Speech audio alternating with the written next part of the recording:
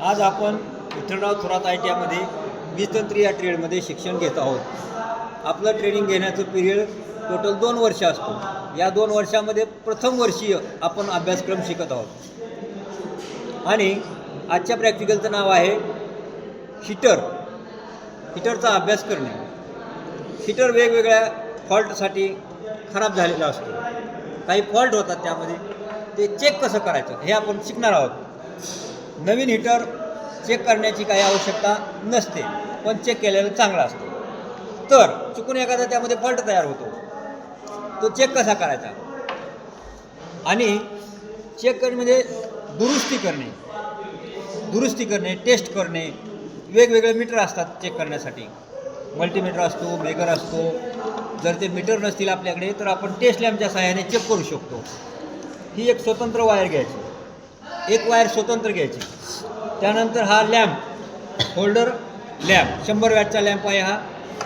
याच्या सहाय्याने आपण सेरी टेस्ट लॅम्प बनवायचा। ही त्याची 2 टोके,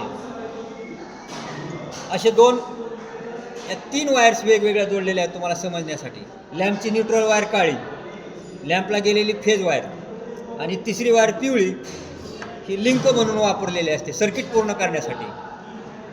ज्यावेळेस आपण इथं जॉईन करू तेव्हा दिवाला न्यूट्रल सॉकेटमधून मिळते आणि ह्याला उपकरणामार्फत ही फेज पाठवली जाते, किंवा ही फेज स्विचमध्ये लाईव्ह वायरला जोडली जाते आणि न्यूट्रल मार्फत सर्किट पूर्ण होतं या उपकरणामधून। ही सिरीज जोडल्या जातं। हा दिवा आणि हे उपकरण दोन्ही सिरीज जोडायचे आणि सिरीज जोडल्यानंतर आपल्याला टेस्टिंग करता येते। मग ह्या उपकरणाची एकदा कंटिन्युटी टेस्ट घ्यायची, दुसऱ्यांदा बॉडी अर्थ टेस्ट घ्यायची। कंटिन्युटीमध्ये 2 टोकं आपण याला टेस्ट लॅम्पची जोडायची। लॅम्प प्रकाशित झाला तर म्हणायचं कॉईल चालू आहे। कॉईलच्या टर्मिनलला 2 टोकं लॅम्पची जोडायची।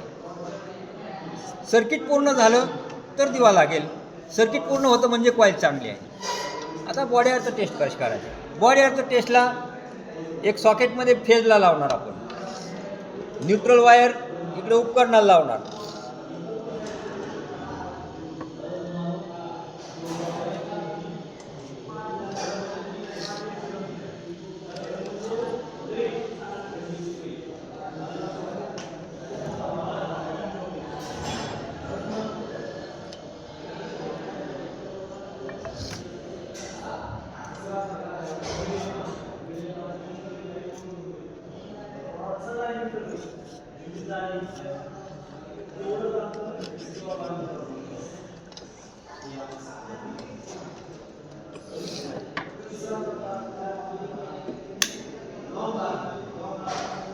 हा आपण टेस्ट लॅम्प बनवला। आता याच सर्किटमध्ये ही कॉईल घ्यायची। इथं आपण कंटिन्युटी टेस्ट पाहणार।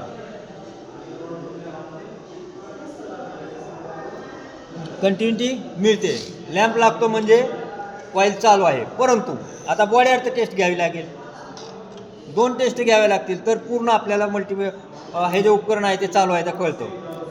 हां, बॉडीला कुठेही लावलं तरी लॅम्प लागतोय। तिथं लावलं दिवा लागतोय, याचा अर्थ कॉईल यातली शॉर्ट झालेली आहे, बॉडीला संलग्न झालेली आहे, म्हणजे अर्थ झाली ही कॉईल। कुठलंही उपकरण कॉईल आणि अर्थ नसावं, कोणतंही उपकरण आतल्या बॉडीतली कॉईल आणि बाहेरची बॉडी ह्याचा संबंध आला नाही पाहिजे। ह्या दोन्हीमध्ये इन्सुलेटर असावा लागतो, इन्सुलेटर, तर आपल्याला शॉक बसत नाही। ही झाली टेस्ट, 2 टेस्ट पाहिल्या, continuity test, body earth test. हे आहे गिझरमधली कॉईल आहे, 2000 वॅटची कॉईल आहे। तर पॉवर ह्याची 2000 वॅट आहे, पॉवर 2000 वॅट, आणि सप्लाय व्होल्टेज याला 240 व्होल्ट AC मिळतं। सिंगल फेज 240 व्होल्ट सप्लाय दिला जातो। याचा विद्युत प्रवाह काढायचा म्हटलं तर कॅल्क्युलेशन करायचं, पॉवर 2000 भागिले 240 व्होल्ट बरोबर विद्युत प्रवाह। विद्युत प्रवाह काढण्यासाठी पॉवर भागिले व्होल्टेज असं सूत्र वापरलं जातं, कारण पॉवर बरोबर व्होल्टेज गुणिले करंट हे सूत्र आहे आपल्याला माहीत। मग गुणिले व्होल्टेज जे आहे ते भागिले करायचं पॉवरला, बरोबर चिन्हाच्या पलीकडे गेल्यावर 2000 भागिले व्होल्टेज बरोबर त्याचा विद्युत प्रवाह मिळतो। तो साधारण 4.2 अँपिअर इतका येईल.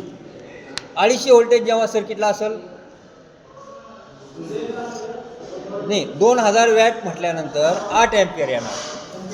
जर 1000 वॅटचं उपकरण असेल तर 4 अँपिअर करंट येईल. 2000 भागिले 240 बरोबर 8. 0.2.3 असं काही येईल. असा विद्युत प्रवाह काढायचा. अशा पद्धतीने आपण वेगवेगळी सर्व उपकरणे टेस्ट करू शकतो. टेस्ट लॅम्प घेऊन सर्व उपकरणं टेस्टिंग करू शकतो. सर्व फोटो मध्ये